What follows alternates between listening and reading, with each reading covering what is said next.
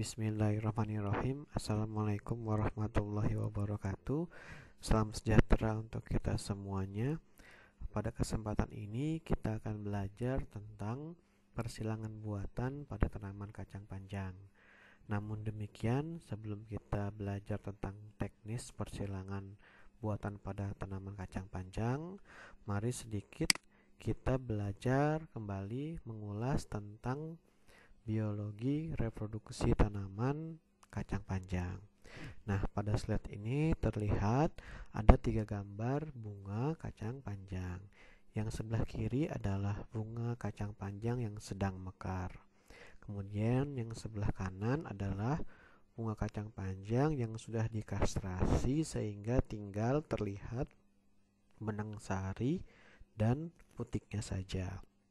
Sedangkan yang di tengah adalah sedikit diagram dari bunga kacang panjang. Nah, mari kita coba mengulang kembali menentukan struktur dari bunga kacang panjang. Bunga kacang panjang ini terdiri bagian-bagiannya diantaranya adalah mahkota, ya.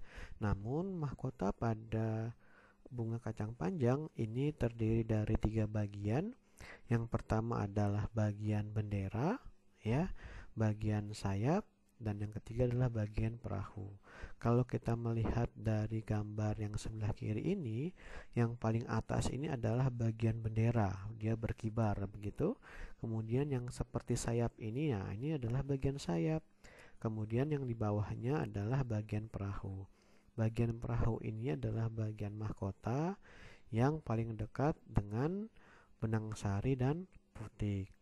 Nah, kemudian selain memiliki mahkota, bunga kacang panjang juga memiliki stigma. Kemudian di bawahnya ada tangkai tangkai putik, dan gabungannya adalah putik itu sendiri. Selain itu juga terdapat anter atau kotak sari, ya. Jadi ini gambarnya, dia punya putik. Ujungnya yang berwarna hijau ini adalah stigmanya. Kemudian ini yang banyak ini adalah benang sari, dengan ujungnya berwarna kuning adalah anter atau kotak sari. Nah, di dalam anter ini banyak sekali serbuk sari atau polen begitu. Kemudian bunga kacang panjang juga memiliki kelopak. Nah, kalau di gambar sebelah kanan ini adalah kelopaknya, ya. Nah, setelah kita mempelajari struktur dari bunga kacang panjang, maka kita dapat menentukan bahwa bunga kacang panjang adalah bunga yang bertipe bunga sempurna karena memiliki putik dan benang sari, dan juga bunga lengkap karena dia juga memiliki mahkota dan kelopak. Lalu juga yang penting diketahui bahwa ternyata penyerbukan pada bunga kacang panjang ini bersifat penyerbukan yang tertutup atau kleistogami. Apa artinya? Artinya penyerbukan terjadi sebelum bunganya mekar. Nah, kalau kita lihat di gambar yang sebelah kiri ini sudah mekar, berarti sudah terjadi penyerbukan atau sudah terjadi selfing. Dan ini sangat nanti mempengaruhi teknik persilangan pada bunga kacang panjang. Dan berdasarkan ini maka kita dapat menggolongkan tanaman kacang panjang merupakan tanaman yang menyerbuk sendiri, sehingga biasanya arah pemuliaannya adalah untuk sebagai varietas non-hibrida atau varietas galur murni. Nah, ini sekilas tentang biologi reproduksi bunga kacang panjang. Nah, sekarang mari kita masuk ke teknis dari hibridisasi atau persilangan buatan pada kacang panjang. Hibridisasi pada kacang panjang ini terdiri dari beberapa tahapan, diantaranya adalah persiapan alat dan bahan, kemudian kastrasi dan emaskulasi, pelabelan, polinasi, dan panen benih. Pada kesempatan ini akan kita bahas satu persatu dari setiap tahapan ini. Nah, kita akan langsung ke tahapan yang pertama, yaitu persiapan alat dan bahan. Alat-alat yang digunakan pada persilangan kacang panjang diantaranya adalah gunting dan pinset. gunting dan pinset ini nanti akan digunakan untuk kegiatan kastrasi dan emaskulasi. Kemudian juga digunakan kertas label, lalu benang, dan spidol. Nah, alat-alat ini digunakan dalam kegiatan pelabelan. Dan sedikit kembali mengulang, pelabelan pada persilangan tanaman ini minimal yang diinformasikan adalah yang pertama, genotipe tetua betina di sebelah kiri. Kemudian disilangkan dengan nama genotipe tetua jantan di sebelah kanannya, dan juga penting untuk menuliskan tanggal persilangannya, ya. Jadi dan penulisan ini menggunakan spidol yang permanen, ya. Berikutnya juga digunakan selotip. Nah, ini nanti dalam kegiatan isolasi atau penyungkupan dari bunga hasil persilangan. Nah, apa bahan yang digunakan pada persilangan kacang panjang? Tentunya adalah tanaman, yang artinya kita minimal membutuhkan bunga tetua betina dan bunga tetua jantan dari minimal 2 genotipe yang berbeda. Alhamdulillahnya pada praktikum tahun ini setiap kelompok itu mendapatkan 2 genotipe kacang panjang yang berbeda, sehingga bisa dilakukan persilangan buatan. Nah, setelah persiapan alat dan bahan, berikutnya adalah tahapan kastrasi dan emaskulasi. Sebelum ke teknisnya, sedikit mengulang. Kastrasi adalah kegiatan membuang bagian tanaman yang dapat menghalangi atau membuang bagian tanaman yang menghalangi bunga yang akan diemaskulasi. Nah, apa saja yang dibuang? Bisa saja mahkota, bisa saja kelopak, bisa saja daun atau kotoran-kotoran lainnya, ya. Sedangkan emaskulasi adalah kegiatan membuang alat reproduksi jantan dari bunga tetua betina, sehingga setelah dikastrasi dan emaskulasi tinggal disisakan putiknya saja. Nah, apa saja yang harus diperhatikan dalam kegiatan kastrasi dan emaskulasi? Yang pertama, ya, kastrasi dan emaskulasi pada persilangan kacang panjang ini dilakukan 1 hari sebelum persilangan, ya. Kenapa 1 hari sebelum persilangan tadi? Jadi kalau persilangan pada bunga yang sudah mekar, ya, itu kan karena sifatnya kleistogami berarti sudah terjadi selfing. Maka yang dikastrasi dan emaskulasi adalah bunga yang akan mekar keesokan harinya. Ini adalah gambar bunga yang siap mekar besok hari, ya. Jadi seperti ini tampilannya, begitu. Nah, kemudian kastrasi dan emaskulasi ini dilakukan menggunakan pinset atau gunting. Jadi dibuka ini bagian mahkotanya. Tadi yang paling atas adalah bagian dari bendera, kemudian dibuang bagian sayapnya dan perahunya, sehingga tinggal sisa putik dan benang sari. Kemudian dilakukan emaskulasi, dibuang benang sarinya, sehingga kita lihat gambar C ini hanya tinggal putiknya saja, ya.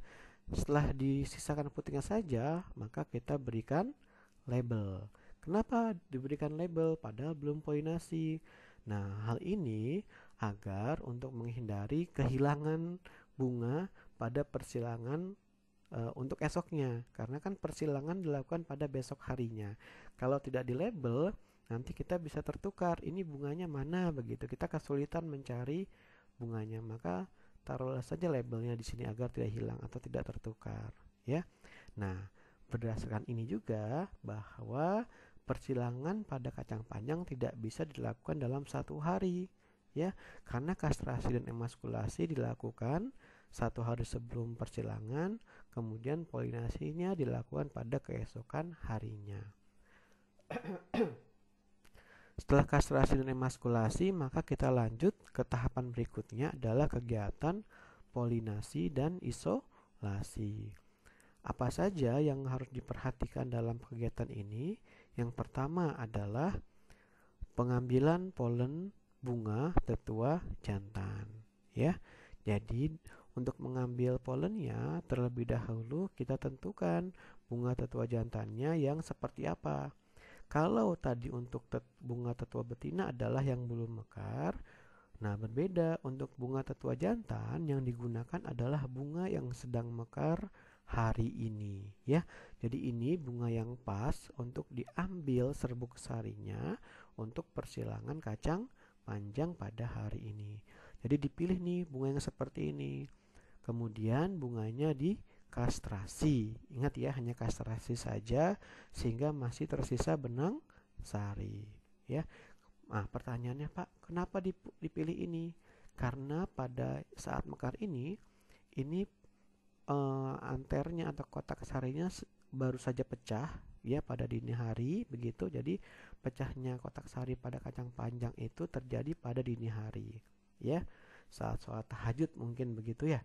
Nah, ini akan pecah, jadi di sekitar kotak sari akan banyak polen, ya, gitu. Kemudian setelah siap, kita lakukan polinasi. Polinasi ini adalah kegiatan menempelkan serbuk sari ke kepala putik. Jadi karena banyak serbuk sari atau polen di sekitar anter, kita tinggal oleskan saja ke kepala putik dari bunga tetua betina yang kemarin sudah kita kastrasi dan emaskulasi. Ya, tinggal ditempelkan saja demikian seperti gambar ini. Setelah dipolinasi, ya, maka tahapan berikutnya adalah mengisolasi atau menyungkup dengan selotip. Caranya bagaimana? Caranya selotip dibentuk seperti kerucut, kemudian disungkupkan ke putik dari hasil persilangan tadi. Nah, hal ini bertujuan untuk melindungi kegiatan perkecambahan, ya. Jadi kan tadi sudah polinasi nih. Setelah polinasi itu polen akan berkecambah, itu kemudian masuk ke ovarium, kemudian terjadi fertilisasi. Itu membutuhkan waktu, tidak boleh diganggu, makanya kita lakukan penyungkupan dengan selotip. Nah, setelah polinasi dan isolasi, kita jangan lupa berdoa, ya, supaya persilangannya berhasil. Nah, kalau persilangannya berhasil, maka yang penting juga adalah bagaimana cara memanennya, ya. Jangan sampai kita sudah susah-susah melakukan persilangan, ternyata gara-gara salah memanen jadi gagal persilangan kita, ya. Jadi yang perlu diperhatikan dalam kegiatan panen benih hasil persilangan adalah yang pertama, ya, kita memanen polong yang sudah tua.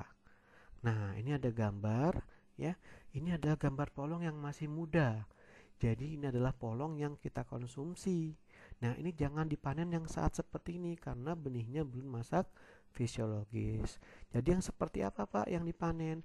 Yang dipanen adalah panen polong yang sudah tua. Contohnya adalah nah, ini dia, ya.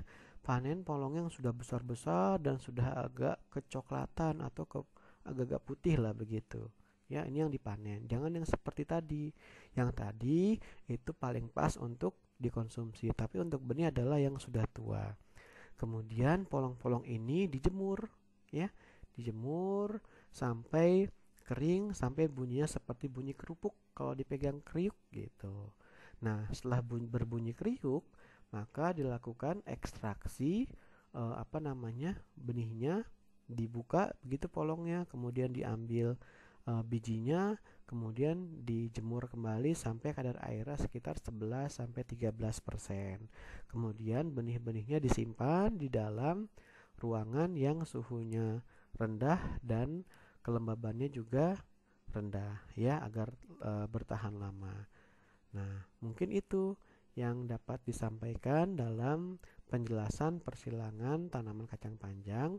Sekali lagi jangan lupa berdoa setelah melakukan persilangan supaya sakinah mawaddah warohmah.